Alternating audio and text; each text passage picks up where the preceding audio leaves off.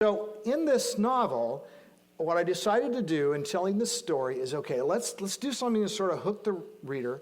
We'll kind of make this into a murder mystery. We know several people die. So the rich man, we know he dies. We don't know how he dies. Scripture doesn't tell us that he was murdered. It doesn't tell us anything except that he died. But this is the liberty that you can take. I will never say anything in a novel that contradicts Scripture. But if Scripture leaves a door open, so yeah, that's a possibility, then I'll turn it into this little bit of a murder mystery where some poison is being put and something, you don't exactly know what it is, and there's this climate of suspicion. This is Jerusalem specifically, as I picture it. This is the estate of the rich man.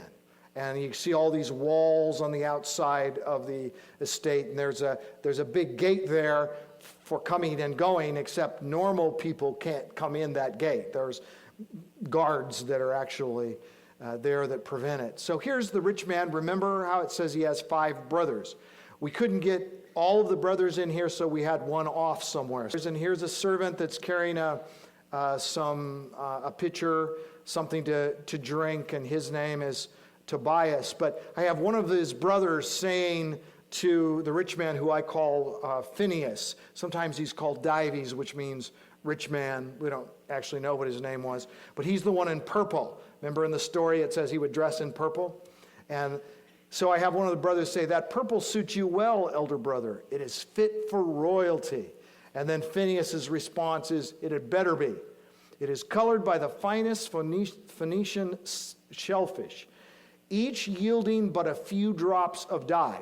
Outside of the gate, I've got Lazarus, a crippled man. Remember, the scripture says that he would be laid every day by the rich man's house. That means he was disabled. So I have him where, his legs aren't functional. One of his left arm isn't functional. But he's got a right hand, and he's writing on the wall. Scripture doesn't tell us this. But of course, it doesn't tell us that didn't happen, so I have the liberty to portray it and to try to get some Hebrew scripture into this thing. This is a devout man, and he's writing on the wall. So now Tobias, this servant of the rich man, comes out, brings him some bread, which he really isn't supposed to be doing, and he looks at the wall, and he says to Lazarus, you write the words of Torah, which is the first 5 books of the Bible, the Pentateuch. And he says, "The words of Isaiah my father had me memorize as a child. He was despised and rejected by men, a man of sorrows and acquainted with grief." So see, I'm using this opportunity. Something's going to happen here, so why don't we have him writing on the wall? And how about he writes from Isaiah 52 and 53 about the Messiah? And a poor man would connect with someone who was despised and rejected by men, a man of sorrows and acquainted with grief. And then it says, Isaiah goes on to say, in the writing on the wall, and by the way, a Hebrew scholar friend of mine, Jim Swanson, I had him do all of this writing that then the artist put on the wall, so that if you know Hebrew the way Steve does, then looking at that wall, he can go, yes, that is exactly what it says in the original Hebrew. It looks like a wall. There you go. It goes on. "Surely he has borne our griefs and carried our sorrows. He was wounded for our transgressions. He was crushed for our iniquities."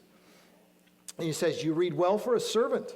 My father was Lord Omar's scribe." Omar was the father of Phineas and these other brothers. He worked for them. And then they go on. "All we like sheep have gone astray. We have turned every one to his own way. The Lord has laid on him the iniquity of us all." Well, I'm getting the gospel in there from the Old Testament, but you've got Lazarus anticipating the coming of Messiah. And Tobias doesn't understand. Lazarus says, "Let's talk it over like some rabbis," but Tobias doesn't want to hear it. He doesn't want to talk. And Lazarus says, "Have you been sent by God to us to give us food again?" And Tobias resents that. He says, "That wasn't God who sent me. I just came myself." And then Lazarus explains, God doesn't need his instruments to know that they are his instruments. Now, does he? He is sovereign ruler and merciful father. He cares for his children. I am his child. And Tobias gets angry at this. What kind of care is this? If I were the Almighty, I would treat you better. Now, you see what happens in a graphic novel. If you're not familiar with this art form, look at the expression on Tobias's face. You see the anger. You see what the art does is it helps the reader follow what's going on. So then you got the rich man, and he's upset because Tobias, his servant, has brought bread out. But Titus is this little Greek orphan who hangs around Lazarus, and they have a kind of a mutually beneficial relationship. And Titus will go out and he'll scrounge and find food that other people have thrown away and that sort of thing. And I got this old man, but I wanted to have a young boy, And so he's kind of the eyes and ears of Lazarus. What's going on out there? So he goes around where all the crowds are gathered. He climbs up in a tree. He looks down, and he sees Jesus, who is with a disabled man that he's about to heal. He heals this disabled man. Then you got Phineas, who comes out on the street when they come around the corner. He says, "What are these people doing outside of my gate? I can't get my chariot out, and get them out of here."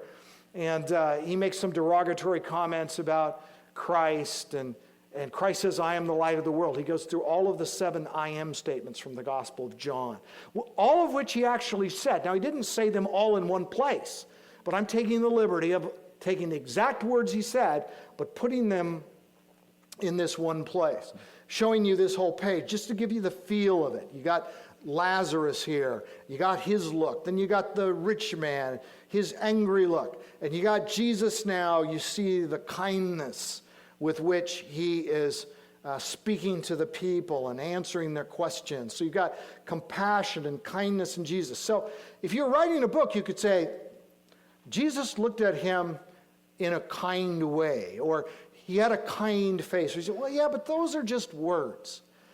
Now, I work with words all the time, so I shouldn't say they're just words. Words are very valuable. They're important. They're great tools.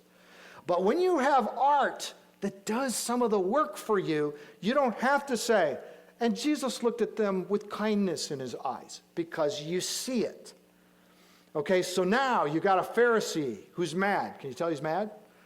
So I tell the artist, make this guy look mad. Make Phineas look arrogant and smug. Show Jesus' head from behind. Have this guy get really mad and reach to pick up a stone because he's going to stone him because of some of the claims that Jesus is making. Now you go to the next page, and so you've got Jesus looking sternly, pointing the finger at the Pharisee. And now you've got him almost nose to nose with the Pharisee, and you've got the strong Jesus. You've got the Jesus who just doesn't go around like a wimp all the time. You've got somebody who's in your face when he wants to be and decides to be. And when he's confronting self-righteousness, he would do that all the time. And so now you've got Lazarus looking up at Jesus. So I say, give him the kind face. The artist came up with putting the sun back behind the head of the Son of God, which I just thought, just artistically, this is not cheap, inferior art. This is quality. And then, of course, I'm not surprising you, I'm not spoiling anything, because remember those 13 verses from Scripture? Lazarus dies.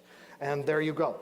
There he is, and it's a poor man's funeral, a poor man's grave, and all of that. And then he dies and goes to heaven. Now, they don't know this is what happens then. Tobias is the narrator. He says, what we did not know then is what we later learned happened to Lazarus the moment he died, because later in the story, I have Jesus tell the story of a rich man and a poor beggar named Lazarus, and they go, he's talking about our Lazarus. Then he puts Lazarus down, and all of a sudden Lazarus goes, look, my legs. What? I'm walking. Here's a man who's been crippled from birth.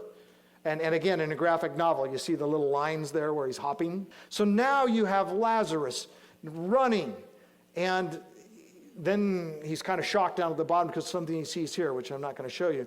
But then down on earth, now, there's the rich man. He's sitting at dinner, and look, suddenly he falls back. And as you might figure from looking at that, he's dead. And you knew that from the story too. And so I say, put a shocked look on one of his brothers, and one of his brothers have a shocked look for sure. And now what happens? Very sobering. I said, I don't want any words on this page. We're told the rich man dies and goes to hell. Pretty graphic depiction. But now they're looking from heaven, and that's why the edges are a little blurry here, but they're looking from heaven, and Lazarus is seen from hell. What's going on? And here's the funeral of the rich man, and these wonderful things are being said about him. Phineas, son of Omar, a better man never walked the earth. He's been welcomed into the house of God. We shall miss him. Oh, how we shall miss him. Then you find out in the book these are the paid mourners. Because they really had paid mourners. Nobody's going to miss him, including his brothers, because he was that kind of man. He was a wicked man. But now we've got Lazarus, and why do I show him at a banquet? And look at these people. I said, okay, I want different colors here. People of every tribe and nation and language. You've got several clearly Africans, Middle Easterners.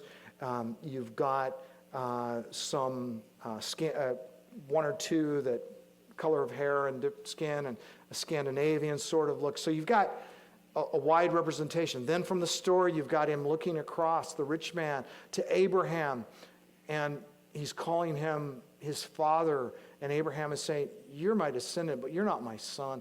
If you were my son, you would believe my father. You should have trusted not in Abraham, that's him, Abraham talking, but in the God of Abraham. And then the rich man says, I believed in God. And Abraham says, you believed in a vain idol of your imagination, not God the just and merciful, the Redeemer of men. And then the rich man says, but I paid for sacrifices to be offered on my behalf. I donated utensils for the temple and rebuilt the walls of the synagogue with gold inlays. In other words, he's saying, I worked my way to heaven. I deserve heaven. And of course, God says, not by works of righteousness which we have done, but according to his mercy he saved us. So the story goes on where you have this chasm between them, where you've got the story of Jesus that's taking place down on earth, the gospel story. You've heard it before, but I make the gospel story part of that. Michael, the great angel. Scripture does not say this happened, but it does say that Jesus could have called 6 legions of angels. He could have called 72,000 angels to deliver him. And you know what I think? I think those angels wanted to come. I think they wanted to come real bad. They're warriors. And they want to wipe these people out. So I put into the mouth of Michael, these are not the inspired words of Scripture, but I think there's a trueness to them. Michael says, let us fight the holy war now, sovereign king, and bury the bent ones once and for all. Holy master, grant us leave to run the cowards through with the sword of your righteousness. Sovereign Lord, release us, say the word, and we will forever rid the cosmos of their evil. Talking about us, people. The people for whose sins Jesus went to the cross. Jesus dies, doesn't allow himself to be rescued by the angels. It is finished. Father, into your hand I commit my spirit. But he doesn't stay dead. We know the story. There's the soldiers outside of the tomb, and an angel appears. And I said, make this a really powerful angel. And they went way beyond what I was thinking, which I loved. Now, Roman soldiers think they're the most, macho people around, right?